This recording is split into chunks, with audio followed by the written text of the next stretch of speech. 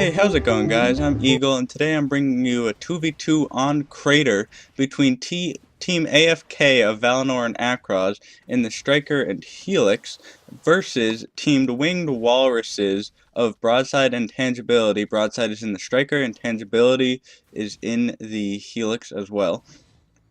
And these teams actually, I have 3 games for you today, so it's a set of 3 games played in preparation for the 2v2 Doublekill Tournament that was just recently played, where Broadside and Tangibility actually were the winners of that tournament, so they did take 3rd place, but they are practicing another high-tier team that obviously did not win the tournament, but also placed very well, and so right now, Akroz quickly takes that close outpost of his and moves up some Goliaths to start the mid fight, while Broadside puts some artillery near the mid to start shooting on that, while Tangibility goes with some harass of Jokers at this top outpost, and Valinor quickly comes to stop that harass, and that outpost is not able to be neutralized before Tangibility runs away. And Broadside is now bringing some flamers for some harass at this middle close outpost of blue teams, and he's shooting down those, and so the Flamers will quickly neutralize that outpost, but Akroz is actually able to take Broadside down there with his Helix rockets before Broadside can transform away, and so now Akroz is pushing up his tanks more and moving them towards the mid, trying to kill those neutral brutes in that middle outpost. And Tangi doing some more moneymaker harass this time. He is able to kill one. Valinor quickly micros away another, but Tangi does kill another with those Jokers. And Akroz does kill Tangibility on the way out. And so Akroz will now be able to kill that Dillo that Tangi brought over. And Tangi calling out mid for Broadside.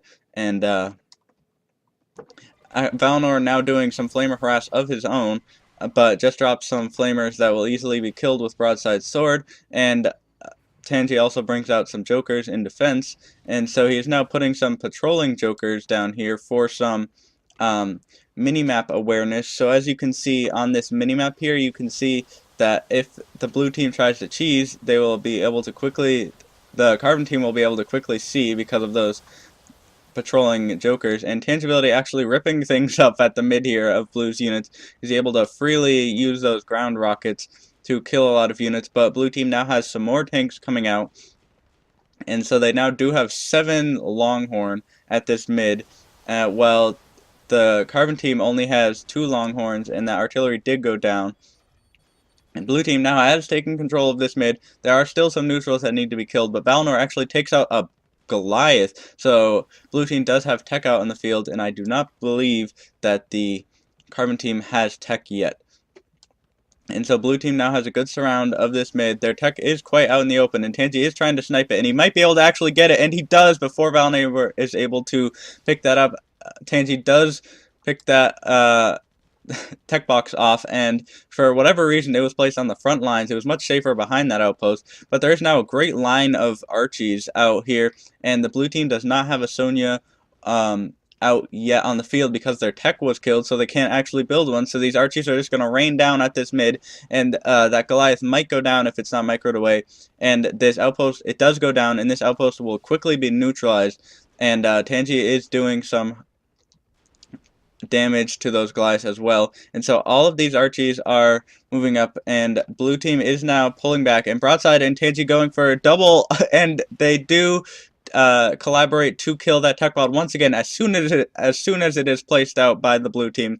But Valinor was able to build a Sonya before the tech was killed, but that's 40k quickly down the drain for the blue team of techs. So it's really dangerous to play as a tech build if you aren't going to properly defend your tech, because it does cost a lot of money to rebuild, and Broadside does go down there trying to kill some units, but that Goliath will go down soon to all this artillery raining down, although a lot of damage has gone down by the blue team as well. Akroz is bombing, but does go down in the bomb while bombing to Tangibility and all those Seekers, but he was able to kill 2 artillery before he died with those bombs. And Valinor actually does go down because this outpost was out of energy while he was trying to micro some Goliaths, and so that Goliath might go down. Tangi is trying to neutralize the outpost, however, and he will be able to do that soon. He does accidentally push up some tanks and doesn't micro them to stop yet. And Broadside coming out to the field now, trying to focus fire Akroz over that base. And as a Hawk, he is very susceptible to being focus fired because he does have less damage or Airmech damage resistance, and so he does go down to those T99s while he was trying to flee Tangibility. And so now the Carbon team can push up all of their units, which they are doing now, and Broadside is trying to kill some of these Goliaths, and the Carbon team still has not built a tech pod, probably because they don't have any tech units in their loadout. So this is really, really interesting loadout for these two non-meta players versus two more meta players. Carbon team does not have any tech units out on the field, and they are actually winning this fight because the Carbon team was able to kill 2 tech pods that the blue team put out, so they really had a upkeep advantage, and they were able to use their more units versus the less units that Goliath would have.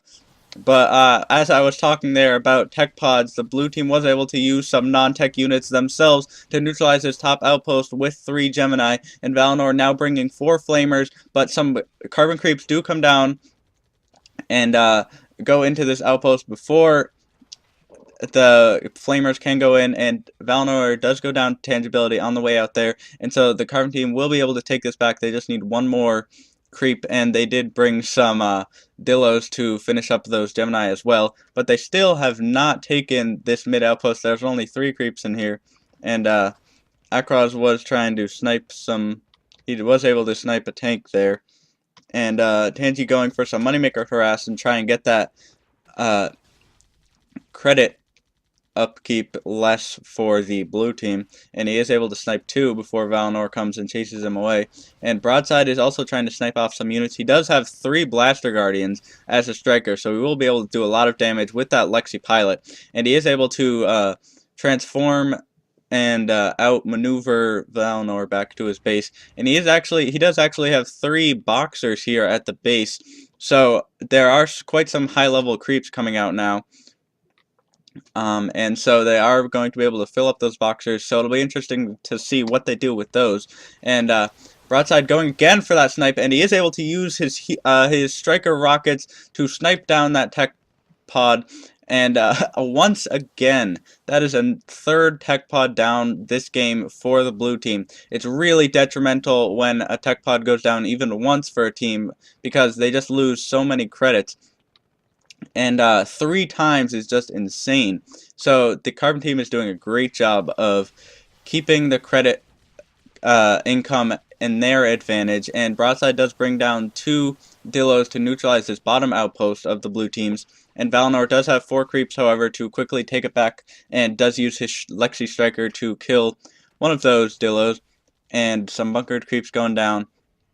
And there's actually a honeypot in this socket, maybe to heal up those creeps or try and get them salvaged, I'm not sure. But Tangibility can now ferry 4 bombs and can do some crazy bombing runs, and he does have ground rockets as well, so he can snipe any units that he damages with those bombs. And he actually does have a big unit push here coming on Y towards the blue team's fort, and the blue team has almost nothing to defend from all of these units except some bombs, and they are not unit capped, but they do have a lot of money. But Tangi does go down to Valinor while trying to micro his units, so I don't think this push will be very effective because Akroz's bombing will be able to kill a lot of these units, and they were smoking after they came past this unit clump that Valinor is actually pushing out now, so it's probably going to go up to here because the Carbon team was able to take this outpost during that push, and that push was kind of a distraction.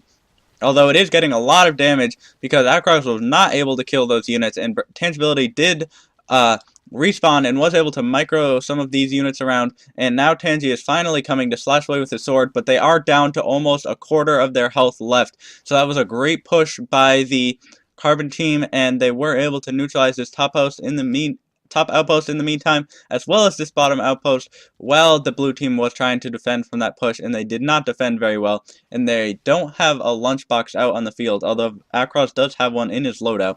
And Tangibility now doing another mass push of Jokers and Armadillos, and that I'm assuming they're all going on T because they're all going to different places, and so they are going to be able to neutralize this outpost because there are almost no unit attacking units for the blue team, and Valinor does almost go down because this outpost is out of energy, but he is able to run away back to his post.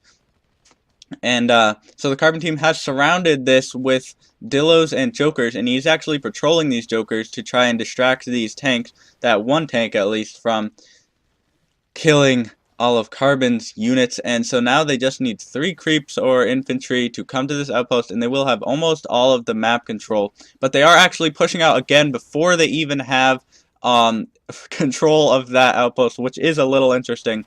And Tangibility does bring some flamers to finally take that outpost, and so now the blue team just has their top and bottom outpost, and that push is getting shut down by Akroz, but there still isn't a lunchbox, and the blue team actually did push out some Gemini and tanks, but the Carbon team is pushing out as well, so many pushes on this crater map. It's really cool to see all of these pushes. These Dillos are just going everywhere. It's really hard to keep track of, and these blue units are getting cleaned up because they are not able to focus on just one unit since there are so many out in the field.